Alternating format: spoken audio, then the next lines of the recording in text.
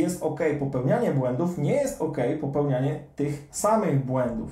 Trochę bym się z Tobą zgodził, że nie jest absolutnie istotne. Ten sposób pokazywania perspektywy też ma walor edukacyjny. Tu nie chodzi tylko o to, żeby powiedzieć o tym, że dobra, robisz coś źle.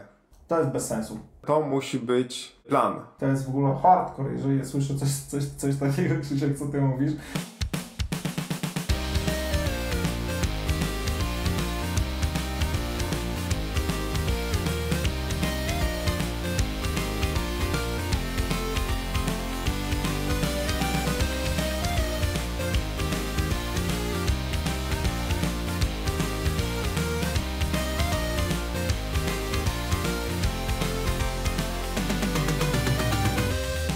Cześć, witamy w Nerd Management. Tutaj Krzysztof Rakowski I Paweł Rajkowski.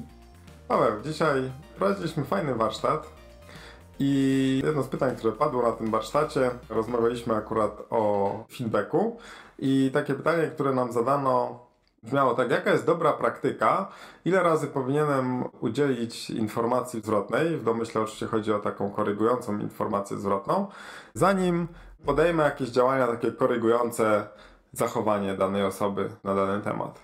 Fajne pytanie, prawda? Ciekawe. Jaka jest Twoja odpowiedź? No to najlepiej 0, ponieważ trzeba zacząć od razu korygować, od razu mówić o swoich oczekiwaniach, a nie chodzić dookoła tematu. No właśnie. I to jest istotne w udzielaniu informacji zwrotnej i w ogóle w korygowaniu tego, w jaki sposób pracujemy, w jaki sposób nasze zespoły pracują, że tu nie chodzi tylko o to, żeby powiedzieć o tym, że dobra, robisz coś źle. Koniec. Domyśl się, co będzie dalej i konsekwencje nadejdą w jakiś sposób nieoczekiwany. Chociaż spotkałem się z czymś takim, że kiedyś rozmawiałem z jednym menedżerem, który właśnie mówił, że tutaj zostawia pracownikowi szansę, żeby sam się domyślił i skorygował te działania, a jak mu się nie uda, no to gdzieś tam z zaskoczenia kiedyś zostanie ukarany, więc absolutnie o to nie chodzi. I o tym właśnie chcemy teraz porozmawiać z Wami, że częścią udzielania informacji zwrotnej jest nie tylko powiedzenie, co jest nie tak, jakie zachowanie, jaka sytuacja jest nieakceptowalna w jakimś zakresie albo powinna być skorygowana, ale też, że od razu po takiej informacji zwrotnej powinna też pójść informacja na temat tego, jakie jest oczekiwanie, w jaki sposób powinna być ten inny sposób działania, ale też jakie będą konsekwencje, czyli co się wydarzy, jeżeli taka sytuacja na przykład zdarzy się ponownie. No właśnie, więc pierwsza rzecz to ten tryb domyślny, który mamy, to jest w ogóle hardcore, jeżeli słyszę coś takiego, Krzysiek, co ty mówisz, że jeżeli jako lider zostawiam pole do zasadzie, dobra, weź się domyśl, to kurczę, wracamy do przedszkola tak naprawdę. To jest kiedyś nagraliśmy taki odcinek, że czym się różni zarządzanie od utrzymywania przedszkola, zarządzania przedszkolem.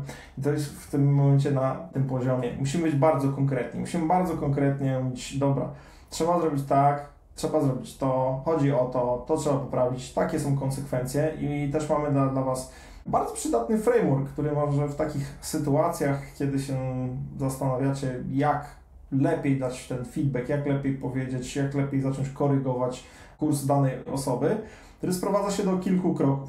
Pierwsza rzecz, no to jest pytamy, coś się stało, no bo jest jakaś sytuacja, z czegoś to wynika. Było coś negatywnego, pytamy, co się stało. I teraz ktoś nam opowiada. Wysadziłem produkcję, bo mi kot wszedł na klawiaturę. Co stało się to, bo nie wiem, zaspałem i tam wymyśla cuda niewidy.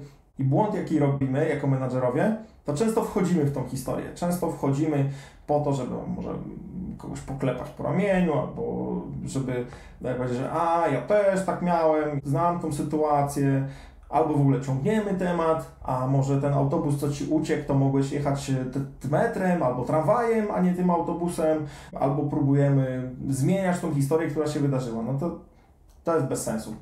Jeżeli pytamy, co się wydarzyło, to przyjmujemy, akceptujemy to, co się wydarzyło, jakkolwiek bzdurne by to nie było, bo to i tak się wydarzyło, to wygenerowało ten problem, a ja widzę, że wielu menadżerów się skupia na tym, jak tą historię pociągnąć, zmienić, przełożyć, może coś podkolorować albo coś z tego wyciągnąć, kiedy ona totalnie nie ma żadnego znaczenia. Nie ma absolutnie znaczenia, co usłyszycie, dlaczego to się stało, ważne, że to się stało, ważne, co zrobicie dalej. Chociaż ja bym tutaj powiedział, że to wysłuchanie, co się wydarzyło, jest istotne. Trochę bym się z tobą nie zgodził, że nie jest absolutnie istotne. To pozwala zrozumieć, co w ogóle było pod spodem, bo może się zdarzyć, że na przykład czegoś nie zobaczyliśmy, nie? Czegoś nie zauważyliśmy. I to może skorygować oczywiście to nasze następne. To nie znaczy, że to się nie wydarzyło. Ale inna sytuacja jest, jak ktoś powie, że właśnie wywalił produkcję, bo na przykład nie wiedział, że trzeba coś zrobić w jakiś sposób, no to wtedy wiemy, że jakaś tam jest kwestia procedury czy uzupełnienia wiadomości. Czy ktoś wywalił produkcję, no bo lewa ten temat i ma zasadniczo wywalone, to wtedy kierujemy co innego. Więc to jest jedna rzecz. No druga rzecz to ewentualnie już jakieś takie skrajne rzeczy, typu na przykład to, że ktoś po prostu jest pod wodą i ma 10 release'ów na produkcję w przeciągu dnia i po prostu nie ogarnia żadnego dobrze, każdy robi po łebkach. Więc to są inne przyczyny tego. I to nie znaczy, że to jest ułaskawienie, tylko bardziej wtedy możemy inaczej zacząć działać. Kolejny punkt to jest to, żeby uświadomić w ogóle, jaki wpływ to, co się wydarzyło, miało na wszystko. Czyli w jaki sposób, jaki to miało wpływ na tę osobę, na jej pracę, na to, jak jest oceniana. To z jednej strony. Z drugiej strony, jaki to wpływ miało na ciebie. Ty jako szef musiałeś się tłumaczyć, musiałeś coś załatwić, musiałeś organizować po nocy wsparcie. Różne tutaj mogą być rzeczy. Z kolejnej strony, jaki to miało wpływ na firmę, na dział, na to, że zespół musiał za ciebie coś pokryć, na to, że firma straciła może jakąś tam kwotę określoną. Czyli, żeby było jasne, że to nie jest coś takiego, co jest zawieszone w próżni, tylko to, co się wydarzyło, ma konkretny wpływ na rzeczywistość, która nas otacza. A dlaczego to jest ważne? No po pierwsze ludzie muszą wiedzieć, jakie są konsekwencje ich działań, takie konsekwencje, które gdzieś tam się dzieją dookoła. No i oczywiście to jest pierwszy krok do tego, żeby tę sytuację naprawić albo zaplanować, co się wydarzy, jakie są nasze oczekiwania co do podobnych sytuacji w przyszłości. No i tutaj uważajcie, bo te perspektywy, one są bardzo ważne, ponieważ pracownik ma perspektywę swoją, więc on często nawet nie jest świadomy konsekwencji, jakie dana sytuacja wywiera na nim. Może nie wiedzieć, że jeżeli on tutaj zrobił coś, to coś wpłynęło na to, że na przykład nie będzie dla niego premii, bo w sumie dla nikogo nie będzie premii, ale go to też dotyczy. Wy też musicie mu pokazać tą perspektywę waszą, żeby wiedział, jak to wygląda z perspektywy waszej jako menadżerów, ale też biznesu, szefów, przełożonych, ludzi, którzy odpowiadają za to, co dany człowiek w jakim środowisku pracuje, że to wszystko ma wpływ, żeby pokazać tą perspektywę, no i też tą perspektywę szeroką, zespołową, no bo on może o tym nie mieć bladego pojęcia, więc ten sposób pokazywania perspektywy też ma walor edukacyjny, żeby ludzie byli świadomi tego, co się dzieje, jak to wygląda. I tu Krzysiek powiedziałeś, że dobra, jak my możemy naprawić tą sytuację, żeby dobra, już pracownik widzi ten kontekst i teraz jak my możemy naprawić tą sytuację. Nie, mieliśmy odcinek o małpach, o zarządzaniu małpami, do którego link znajdziecie w notatkach do tego odcinka. Nie możemy w takich sytuacjach brać małpy na plecy i z nią radośnie biegać. W tym momencie musimy wiedzieć, jak ta osoba może naprawić daną sytuację, jak ta osoba chce naprawić tą sytuację. Jeżeli powiemy, dobra, jak my możemy to zrobić, albo co gorsza, jak ja mogę to zrobić, no to w tym momencie bierzemy tego małpiszona na plecy i tak naprawdę dużo na tym tracimy. Przede wszystkim nie dajemy szansy tej osobie na to, żeby się czegoś na tej sytuacji nauczyła.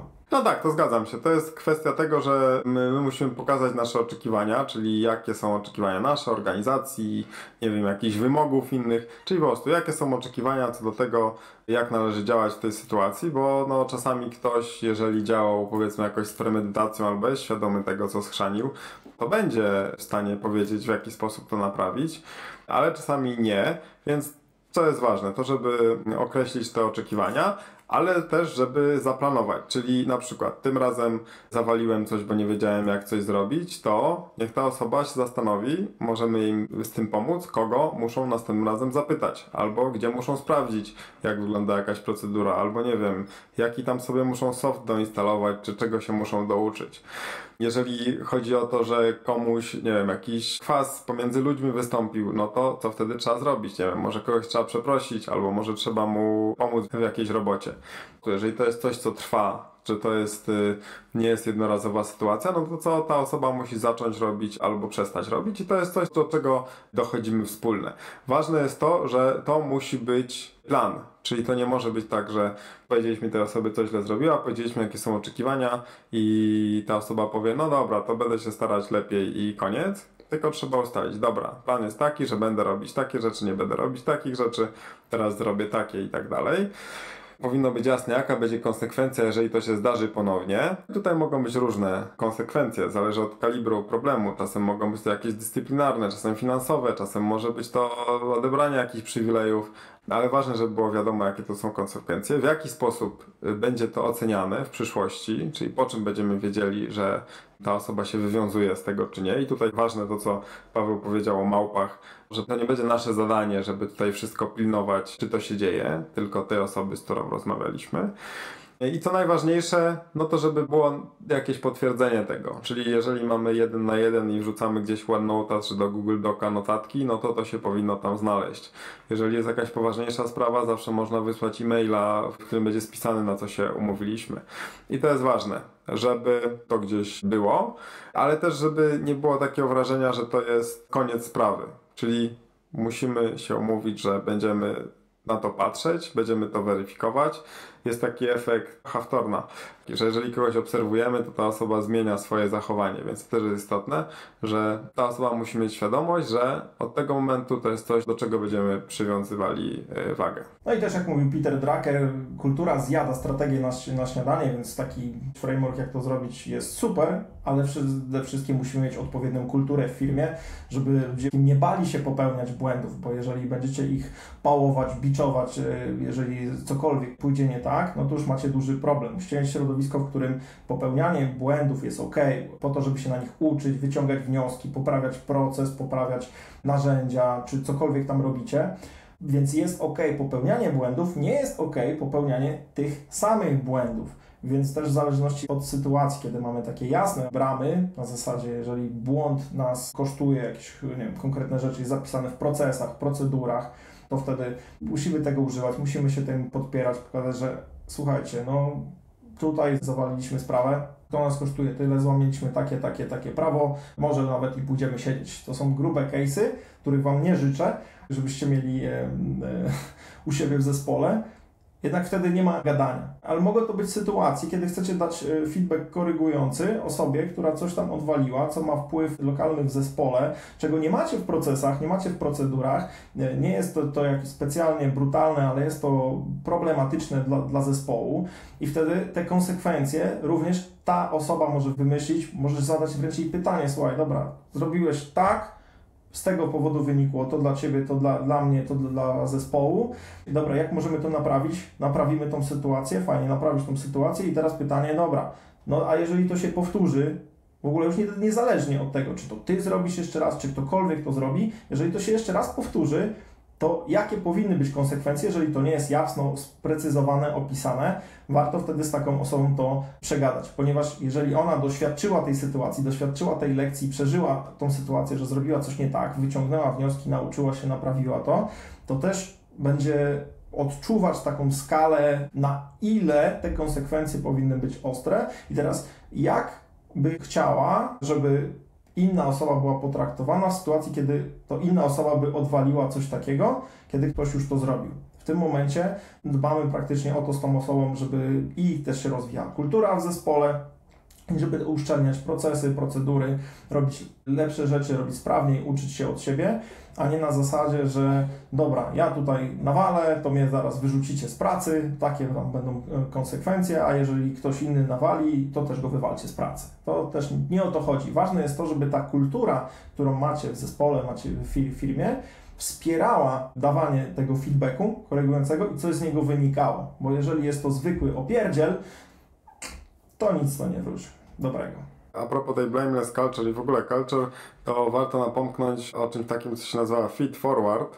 To jest taki, powiedzmy, feedback with a twist, czyli feedback to rozmawiamy o czym, co się wydarzyło, a feed forward właściwie to jest tym samym, tylko dotyczy tego w przyszłości, czyli rozmawiamy o tym, że ktoś nie wypełnił jakiejś procedury w zeszłym miesiącu, to nie mówimy, o, dlaczego nie wypełniłeś worklogu na przykład za zeszły miesiąc, No bo wiadomo, to jest gdzieś tam w przyszłości, w sumie tutaj nic z tego nie zmienimy, a ten ktoś odpowie, to będzie to, co Paweł wspominał, te różne jakieś tam wymówki. Więc bardziej mówimy o tym, że w przyszłym miesiącu proszę Cię, żebyś wypełniła ten worklog. To jest coś, na co ten ktoś ma wpływ, co jest w przyszłości dopiero, więc możemy teraz porozmawiać o tym, co możesz zrobić, żeby to zrobić, jakie przeszkody usunąć, czy w jaki sposób możesz sobie zaplanować, żeby to się wydarzyło. Czyli cały czas konstruujemy tę pozytywną przyszłość, a nie dywagujemy na temat czegoś, co się wydarzyło. No i właściwie już nie mamy na to wpływu, nie cofniemy czasu, nie ma, to jest już w przeszłości.